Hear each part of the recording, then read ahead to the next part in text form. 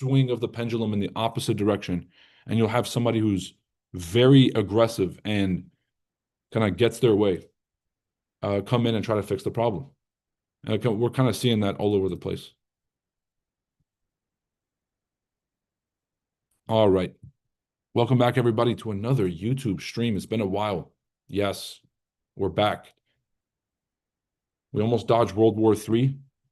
We had one of the most incredible meetings of world leaders happen over the weekend. Trump met face to face with Vladimir Putin. And here's a surprising fact for you guys. This is the first time that the president of the United States has met face to face with Vladimir Putin since this war has started. Biden never saw Putin one time. 1 million people have died. There's real stakes here. So there's a lot of narratives going around about all the world leaders coming over to the White House, which is unprecedented. You really don't have things like that happen unless it's a G7 or a G20 meeting. An impromptu last-minute call that the president of the United States assembled the Avengers. They're saying that it's to negotiate the peace deal and kind of negotiate some of the terms of the ceasefire or peace negotiations between Ukraine and Russia. I think it was a leverage point to sort of flex the cohesion of the NATO and the US alliance in order to have more leverage when negotiating with Putin. Because from a distance, you have a bunch of fucking bumbling idiots in every country. Germany, UK, you have Keir Starmer, his dumbass. You have all of these people with their own self-interests, seemingly no communication or no coordination between them. And so Putin's like, okay, if they're divided, then they're not going to be strong enough to basically stand up to me. And so this show of strength and show of unity, I really think is more of like a reminder to all the countries that may be sort of associating themselves with Russia or sort of siding with them in this conflict, that this coalition is still strong. And this is the last people that you want to mess with. So I think it was a show of force, but I tried to get as much information about these peace talks as possible. I'll tell you guys this. I really tried.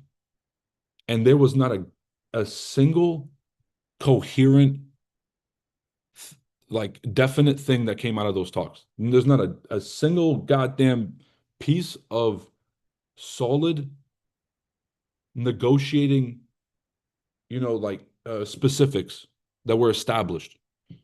The Ukraine-Russia thing, there's 3 main considerations here. All right. To just to understand, kind of catch you guys up on where we're at. Russia is winning, and they're beating the shit out of Ukraine. Had the US and NATO not supplied weapons, diplomatic cover, and money to Ukraine, Russia would have taken over the entire area much sooner, probably in a week. The only reason that Russia has not completely stormed into Kyiv and taken over Ukraine is because of the support of NATO and the US. So that's where we're at, is that this is basically World War III, except instead of fighting direct, and much like World War II, it starts off as a proxy, where you have supporting nations, the allied nations. The US didn't get involved until Pearl Harbor. I mean, there was some involvement here and there. There was money, diplomatic cover, and support in that sense. But there wasn't direct troops on ground from the US. And so this is basically like a World War III scenario, and we're inching closer and closer to it. Except this time, like the Nazis didn't have nukes. Okay, that would have been a bad day. You can't really push somebody around when they got the red button. The US and Russia control about 90% of the world's nuclear supply. So inching towards World War III, where we're playing this proxy game where Russia is fighting Ukraine, but really we're the ones funding Ukraine, so we're fighting Russia. But this is a sleepwalking into World War III, which is sleepwalking into a nuclear war. So you guys understand how high stakes this is? Like, we're literally on the tightrope. And if these guys want to, if those world leaders that all took a picture with Trump in the White House, if they fuck this up, we're on the line, because they have bunkers. Now, I don't know about you guys. Trading's been going great, but I ain't been going, buying a bunker great. So really, we're the ones left holding the bag. So this whole show of force, so there's three main considerations that are now on the table because the only way out for Ukraine is to surrender. If they continue to fight until the last Ukrainian man, the average Ukrainian soldier right now is, I think, like 40 or 45 years old. They've conscripted they keep raising the maximum age limit for you could be 55 years old and still come fight in the army. They're running out of soldiers. They have all of the Ukrainian fighting age men have died. There is no way out for them because if they do not concede to Russia's demands, then Russia will just take all of it. Right? And so there's land considerations first. There's peace and sort of like a security guarantee so that if Russia antagonizes Ukraine again, then there's some kind of uh, guarantee from the NATO or the US alliance that they will support, either through weapons or through direct force. And then the third one, what would it be? We'll stick to those two for now. Those are two pretty big ones. So if you like the area that Russia's fighting over, the Donbass region, Crimea, Donetsk, Luhansk, these are primarily Russian-speaking areas. They're mostly Russians. And then in census that was done 4 years ago, 5 years ago, 6 years ago, when asked if they would like to be a part of Russia or Ukraine, most of them voted to be a part of Russia. Now they were being mistreated or something like that, whatever it is. The real underlying thing is those same properties that are Russian speaking also have most of the natural gas, most of the minerals, most of the valuable rare earth energy minerals that are going to be, obviously useful for batteries in the future, and also just oil and things like that. Like natural gas deposits in those eastern parts of Ukraine, extremely valuable. Right? This kind of gets into the whole, like, why was Hunter Biden working for a Ukrainian energy company, Burisma? And like, what was kind of the whole play there? The US has had a very deliberate stake, not only in being next door to Russia, but also in kind of having dibs on those energy deposits. Now, all that aside, Russia wants that land.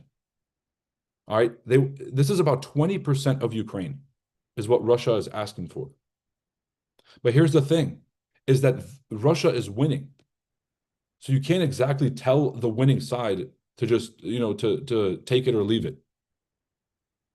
Putin says, I'll keep this war going as long as it takes. Like, we're going to win regardless.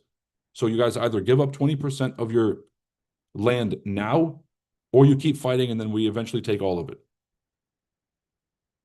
Western support has died down. The average person just is sick and tired of funding this war, going to work, working your ass off just to have your money sent over to corrupt oligarchs over in Ukraine. Half of it gets stolen. The other half gets sent to, think tanks and consultants. And then by the time it actually makes it to the ground, we're funding the death of more young men. So the West is basically fed up with that shit. And so this is the deal. And I think that's why Trump did that whole show of force thing, because it was like, okay, well, if we don't have any negotiating leverage in terms of the actual battlefield, showing our potential force because of our unity, that might actually incentivize Putin to think twice about just kind of pushing his weight around. He might realize the seriousness of this. Is it going to work? I don't fucking think so. Did anything tangible come out of that meeting? No, not as far as I can see. If there's some kind of closed door conversations that happen somewhere that we still haven't, we're not privy to, we'll know soon enough.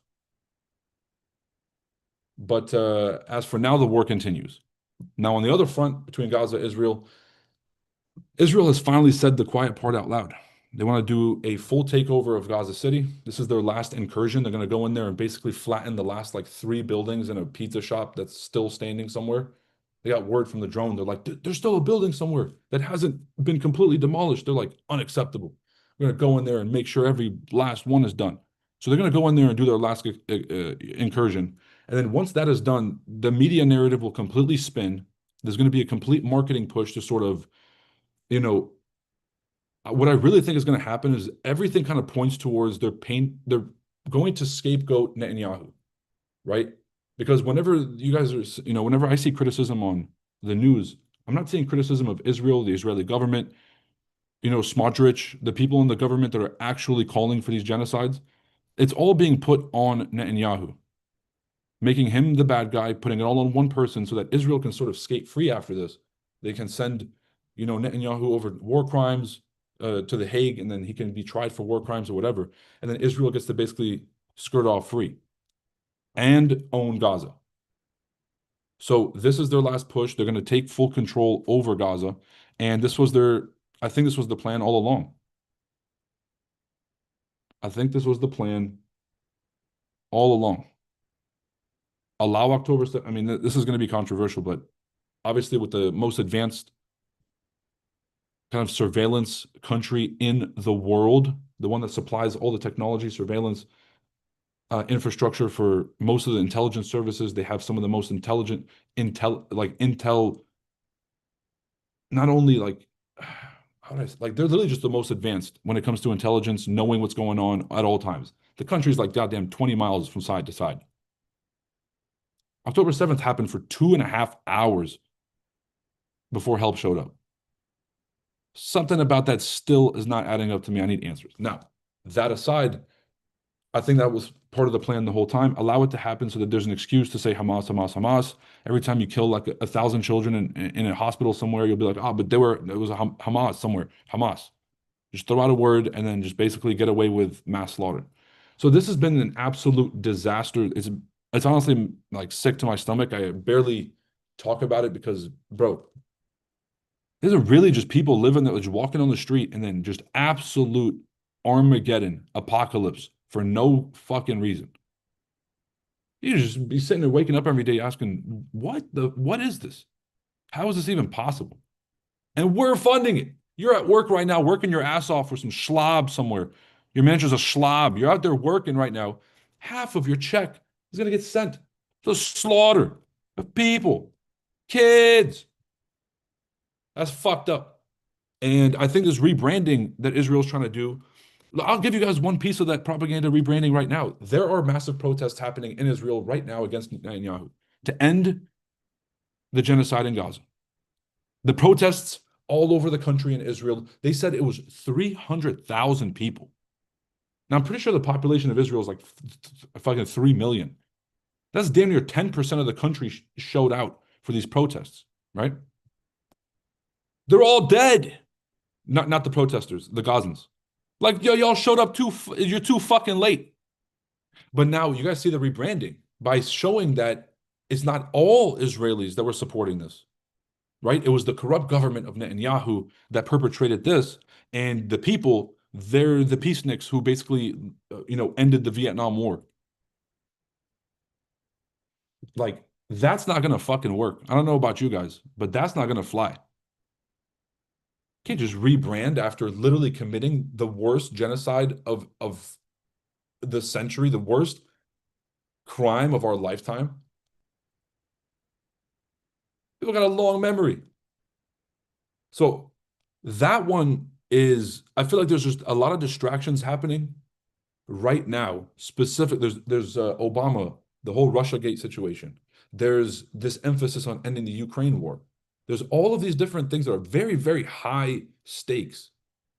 Conveniently, while Israel commits its last incursion into Gaza and basically finishes the job.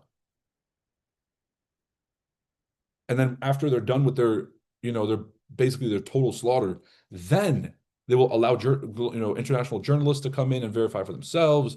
Then they'll basically repaint the story. They'll basically cover up a few things. When the whole place has been demolished into rubble, there is very little sort of like evidence that you're leaving behind. You're basically just burning the evidence behind you. One thing you can't hide is that the entire place is flattened to the ground. So I like to see them untangle themselves out of that one. That's gonna be a doozy. I want to see what kind of mental gymnastics they're able to pull. And I want to see how many people fall for that shit, because I think it's very little. Okay, so that's what's happened. Now let's get into financial news. The biggest thing happening is Jerome Powell speaks at the Jackson Hole Conference tomorrow, or the Jackson Hole Symposium. Now, there's a few things happening in the background here between Trump and Powell. So Trump is trying to sue Powell right now for being ass at his job, just basically being trash at his job. Now, because the Fed has this independent agency clause and they're independent from political pressures, and so they're sort of immune from the bullying of Trump. Trump can't actually sue him for not doing a good job. As long as Powell was doing things that are in line with the function of his duties, even if they're the wrong decisions, as long as they were part of his administrative duties as the chairman, then he can't be sued for it. So Trump is like, okay, I'll find a workaround. So Powell is trying to renovate and rebuild the Fed building in DC. Now, the Fed building in DC, in case you guys haven't been to DC, it's like basically on the water. It's basically built like the whole area where it's at used to be a creek. Okay. And then they're building this massive basement like underground, right? A very expensive, expansive project. And so Trump is basically, he shifted the lawsuit to Powell doesn't have the authority to basically waste $400 million to build a building because that's not his job. He's the chairman. His job is to basically conduct monetary policy. And then within his duties within the Fed, there's the FOMC, the Federal Open Market Committee, to convene with some of those key members of the key presidents, and then to make decisions on the target range for the Fed funds rate. And then your two basically mandates are price stability and maximum employment. No part of that says waste $400 million of taxpayer funds on a fucking new building. And so I'm kind of with Trump on that one. But I don't like the pettiness of Trump is trying to sue him into cutting rates. People, we're going to get 2 rate cuts this year if nothing changes. This is what everybody is watching right now. We were supposed to get 3 rate cuts, 2 to 3.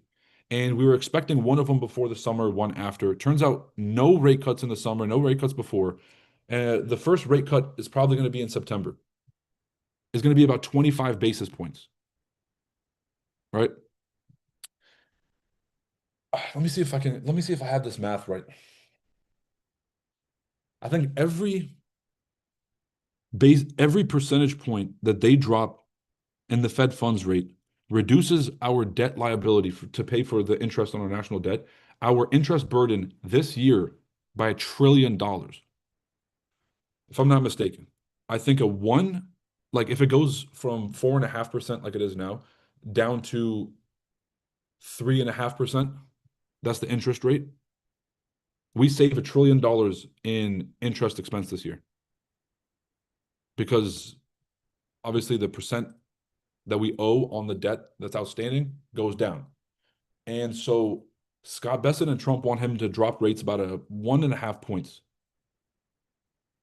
Now, this would look great on Trump's, resume on his report card. First year, inflation was at 1.9. The tariffs didn't crash the economy. Stock market is at all-time highs. And we're in a surplus for once because he was able to actually bring in revenue in July. We didn't have a deficit. We had a surplus for once. The tariff revenue compensated for our overspending, which is very miraculous. So Trump wants this for political reasons, him and Bessent. It would make them look really good. It would save them a lot of money, and it would help with their leverage for the whole tariff play because it would make it more advantageous to basically do business in the US. Now, the reason that Jerome Powell is not dropping rates is because we just came out of the worst inflation scare that we've ever seen.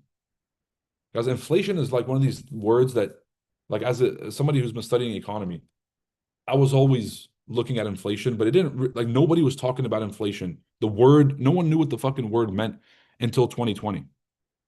But what most people don't realize is before the whole COVID fiasco and before they bastardized the printing press and basically like got us 10 times deeper in this shithole, in 2018, Jerome Powell identified that we were already in an inflation crisis. All right, I can show you guys this on the chart.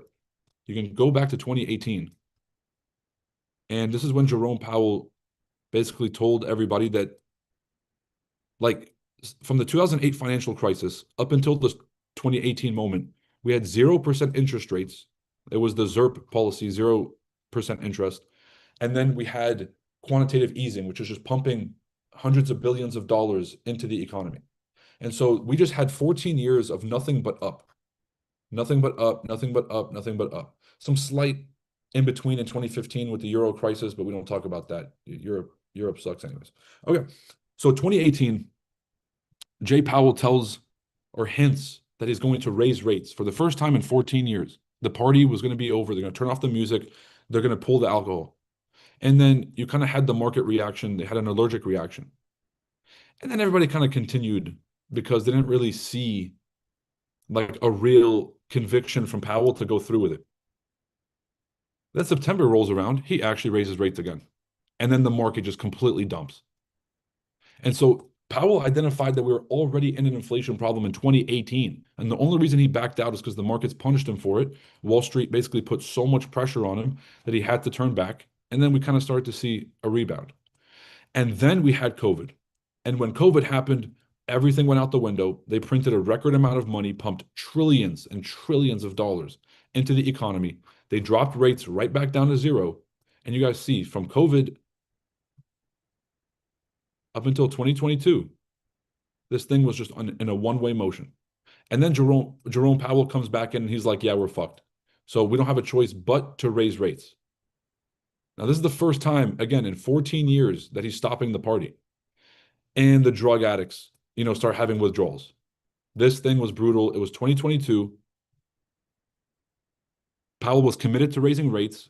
They went from 0 to 5%, or 0 to about like 3.5%, and then they basically raised the rest in 2023. In 2023, Powell announced that there was no more rate hikes. And so just the relief of the pause was enough to help the market rebound. By the end of 2023, the market was already at all-time highs. Okay. So now let's kind of fast forward here. Trump gets in. So we've had high interest rates since about 2023. They've set the rates at 5%, and we've kind of just been holding since. So we've had these high interest rates, and the markets haven't collapsed. Trump takes office in January 2025. The markets crash because of the fear of these tariff policies that he's just kind of laying out. He's just kind of shooting from the hip. 100% for you, 5%. And there's no cohesion or clarity. That made the markets nervous. We had a sell-off. And then Liberation Day, the deadline for the tariffs that actually, when they came into effect, this is where the market rebounded because Trump did a 90-day pause on every country but China. And so that market relief of like, we were all expecting, it's like Y2K. Okay, the clock strikes midnight. You're expecting everything to catch, to explode and catch on fire, and nothing happens. And everyone's like, oh, I guess it's time to buy again. And that's what we've seen. Now, the 90 days is up. Now we get to where we are today. The 90 days is up. The tariffs are now in effect. China still has these aggressive tariffs. And Powell is very likely to be asked about this. I don't think he's going to comment too much on the tariff policy, but he is going to comment on, like, Powell has been finding ways to comment on the political things without actually directly addressing them. So I'll give you an example. One of his mandates is maximum employment, right? And so he can't talk about the immigration policy because they'll ask him, hey, how do you think that Trump deporting all these migrants is affecting the labor supply, right? Because if there's less people available to work and all these jobs are no longer available, is that affecting the numbers? And Jerome Powell said, I can't comment on, our job is fiscal policy and monetary policy. I mean, and we can't comment on things of politics. That's Congress's job, whatever. But then he'll kind of turn that around to look at the employment numbers and he'll make slight digs about the total labor supply. He'll say this is not a demand shock. There's plenty of demand for jobs, but we're seeing like a rapid decrease in the supply of labor. So he'll emphasize the fact that it's a supply side problem. Like the only reason that there's less people working is because of the immigration thing. Americans didn't just magically start this isn't the awakening. Like people didn't just start disappearing. And that's why the labor supply, like there's less people available in the pool of people to work. That was 8.9 million. There's a lot of shit that just pisses me off. Trump keeps talking about we're going to create new jobs. We're going to make 500,000 new jobs. There's just 8.9 million open jobs in the US. Ain't nobody taking them. The fuck you going to make new jobs for so more people cannot take them? This whole thing is ridiculous. Jerome Powell won't address any of this shit because that stuff is actually consequential to the economy. So God forbid Jerome Powell actually addresses it. What he'll likely talk about tomorrow, like the beef between him and Trump is getting so serious that it's testing Jerome Powell's ability to remain impartial. His whole stance, and like every Fed chairman should be the same way, but he has made it a priority after 2008 to kind of preserve the reputation of the Fed, to not politicize the Federal Reserve, to not be seen rubbing shoulders with politicians, to not be buddy buddy with them, because it shows a conflict of interest and it's going to affect your ability to conduct sound monetary policy. This feud between him and Trump is going to test his resolve to see if he's actually going to stick to that script. They're going to ask him and be like, "Oh, I'm not going to comment about that. We're here to do our job. I'm focused on my job, me and my papers and my books." If he shows full focus towards his administrative responsibilities and then kind of just dismisses the personal beef between him and Trump, that would be perfect. If he starts throwing slight digs, if he starts commenting on fiscal policy, if he starts commenting on executive policy, if he starts kind of throwing digs here and there, it shows a very big split, guys. If Trump and Powell are friends, there's a very good chance we're getting those two rate cuts. If Trump wants to, or if Powell wants to piss off Trump and really get back at him, all he has to do is cancel one of those rate cuts. It would be completely devastating. There's not shit that Trump can do about it. And you know, what else can you do? Powell has that authority. Trump can't fire Powell. He appointed him unless he does something wrong. Wrong in the sense of illegal or against the bylaws of the agency. Right? So Trump, Powell beefing. Powell has the printing press. He's got the button. He's got the finger on the button for the interest rates and the printing press. If Trump pisses him off, he can actually hold out. Because the 25 basis point cut is not going to do shit for us trying to buy houses. Like, okay, so the loan goes from 7% down to 6.5%. Great. I'm still not buying the house. But in terms of the national debt, in terms of our interest payments that we owe, the debt burden that we have to service this year, $1 trillion wiped off the board, 25 basis points, every one of these rate cuts would be $250 billion saved in interest expense that we would have to otherwise pay to bondholders and other debt holders and on the national debt. That's fucking nuts. I understand what Besson and Trump are saying. We can't fucking do it because inflation is what will completely eat a country alive. You can go through recessions and depressions. It'll suck. People will starve. There will be food lines. You'll make it. If there's a hyperinflation crisis, you get Venezuela.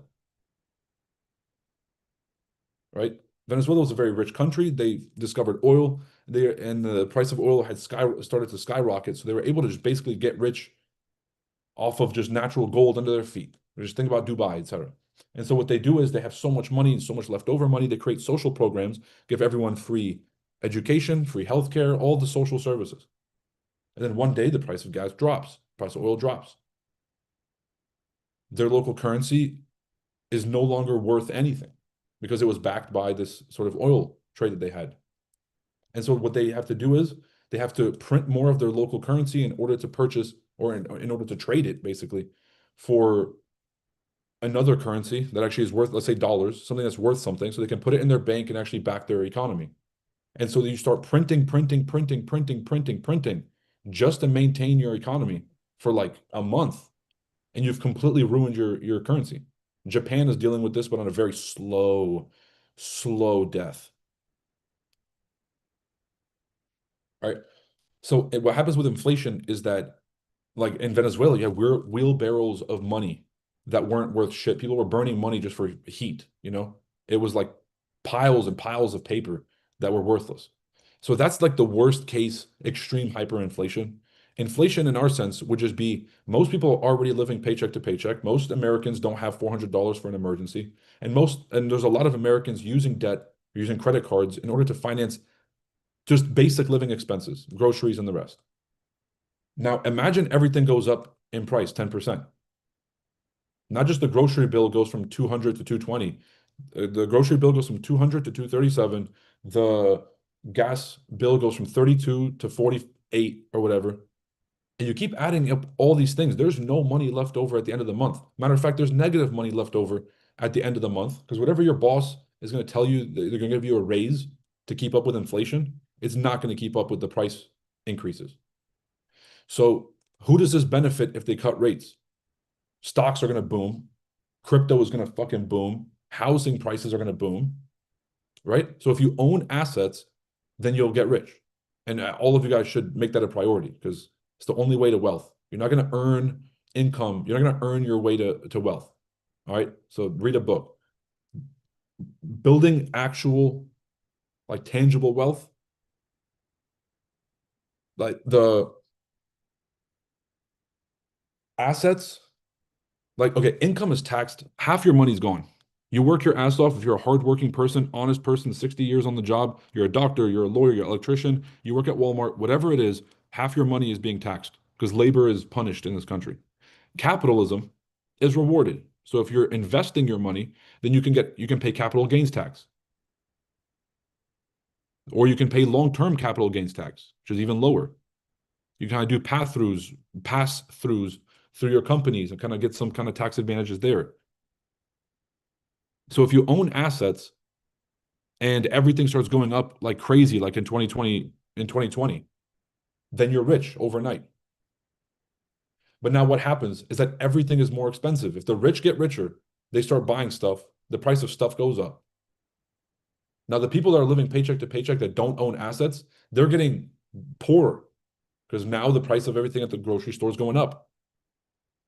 And now the disparity between the wealthy and the poor grows so wide that there's going to be a reaction. There's going to be some kind of violent reaction. Inflation is that pervasive, right? So that's why Jerome Powell is literally through the pressure of Trump breathing down his neck and stepping on his neck, basically. He's not folded yet because the risk on the other side of letting this thing happen is that bad. Someone's got to fucking do it. Shout out to Jay Powell. He's kept rates high. The higher we can keep them, the better.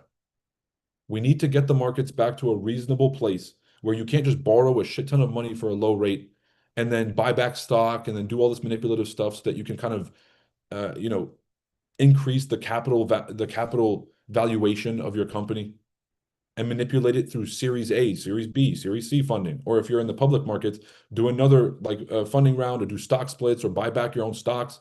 All of these manipulative tactics of using revenue or using money that you have or that you borrowed for fuck's sake for low to go and basically boost your stock instead of actually investing in the company, hiring more people. Like instead of investing back into the economy, you're just manipulating your own stocks. This has led to a massive mispricing of the stock market. Nvidia, Apple, Microsoft, all of these are mispriced, people. I'm telling you this right now. Because if you take the earnings of these companies and then you take let's just say that you take like a present value of future cash flows model, which is kind of how you can value a company. You basically look at the next 5 years of revenues, and then you put that in today's dollars. So it's the present value of future cash flows. And you can find an enterprise value or like a sort of total valuation of a company. And so if you do that, typically technology companies trade on something called a multiple, which is like a multiple of your earnings. So like they'll trade 5x or 10x more than what they're actually, what they're actually bringing in because they hope that in the future they're going to reach that number. All these companies have just gone ballistic. Some of these companies are trading at fucking 200x. And so when you take the free money away and they can't just like borrow from the bank at 0% and go do this bullshit, when you actually have to like do business for fuck's sake, everything gets better. You get a more honest pricing, you get a repricing. Now, somehow, some way, I think foreign investment is still pushing the stock market higher. I really think that that's kind of the big thing when Trump started to announce all of these big, number one, the tariff policies, obviously kind of flexing America, but also the big investments from, let's say, SoftBank and Masayoshi Son, 500 billion, and Apple's going to invest 500 billion. And then there was that thing with Sam Altman from OpenAI. They all got together and sang Kumbaya. They all pledged 500 billion, to invest in AI and tech. America was talking about onshoring our semiconductor production, right? So a lot of money flooded in here. I don't think that this is the US companies sort of like stock manipulation. I honestly think that the reason the stock market continued to bounce, continued to go up was because of the foreign investments. Now, because of the tariff policies coming in and the ambiguity, we're seeing a little bit of release. I don't think foreign people like understand sarcasm. Like when Trump and Powell are beefing, these motherfuckers are either like listening to a translation or reading subtitles. Now I'll let you know when you read the transcript of what these guys have been saying to each other, this shit sounds really fucking serious. And if you have $100 billion locked up in US equities, you're paying attention to every blink, every word, every breath that he takes. And so I think that this is really like a sentiment thing. This sell-off, I think, is very appropriate, right? Market was booming for a very long time. Everybody's expecting it to keep going. Jackson Hole's coming around. Everybody's loading up for buys, and the market continues to push to the downside. Now that we've reached the bottom of the range here, hold on. Whoa. No, almost. We're almost at the bottom of the range. The 88 is sitting right down here. Interesting. Damn, could the market rebound from here? Possibly. All right, let me show you guys what I'm looking at here. Whenever I go to the higher time frames, to put it simply, I'm just looking for higher lows and higher highs. So by definition, as long as the market is continuing to establish a higher high, right? So a higher peak, as well as higher floors and new support, then the market is still technically on an uptrend, and we have to respect that that's our main bias. Once the market breaks this previous support, then officially we can shift our bias. So as of right now, the market is still establishing a higher support, meaning by definition it's still bullish. Now, if the market breaks below and then comes up for a lower high, that's all we need. Okay, now the peaks are getting lower and the lows are getting lower. We have a shift in momentum, which shows a change in direction. So as of right now, the market is still bullish, treated as such. We still have a little bit of room to the 88, so don't get too crazy. Yeah, that's what I got. On the smaller time frames, I have both the sell option ready and the buy option ready. Cool. Any questions? We good to go? I'm ending the live stream. Ain't nobody on this thing. I can't say Zelensky and wing of Putin, and I'm pretty sure I can't curse in the first 3 seconds of the streams.